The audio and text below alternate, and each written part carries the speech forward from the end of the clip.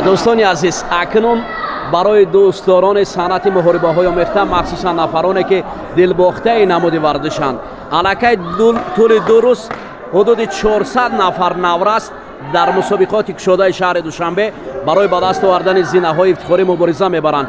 این اقدام نکو برای دریافت چهره‌های این رشته ورزش است. با اینها قرار می‌خواهیم با شما تماشای با حلاوت. بیایید در یک جایگی نورسان را دستگیر باشیم. تاجیکستان با پیش، تجمف با پیش.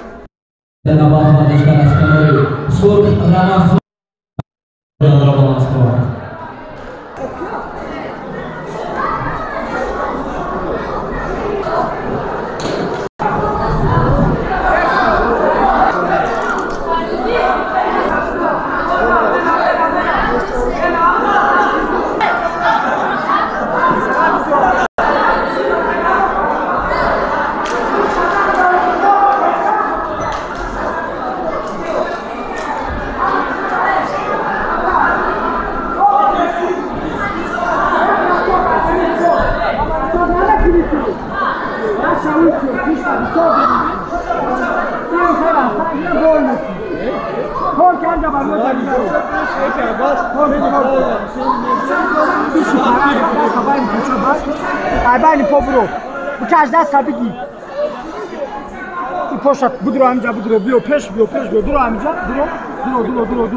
Duro am. Budro bu kota. Kota am duro. Ana dura. Igiri çaka. Korku. Ya da sadarışı ya da satka. Na bunay tagir na roya. Na parto. Bolos bro. Bolo. Kontrol amca vedri. Naça pişta bolos bro bu kaş.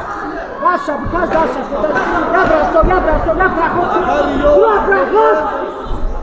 Бара хазо барко, на бомбу барко. Я бросок ишкю. Бросок аберго молодец. Dostlar seslerine bakmaya nasıl bir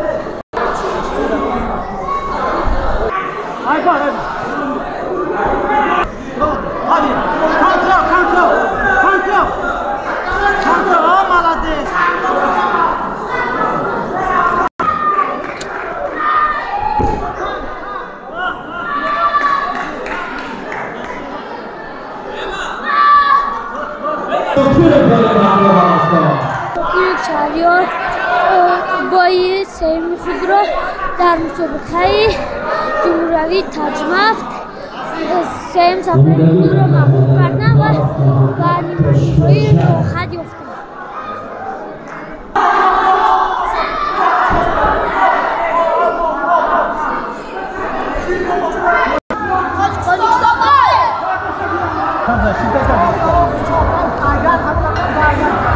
Thank you.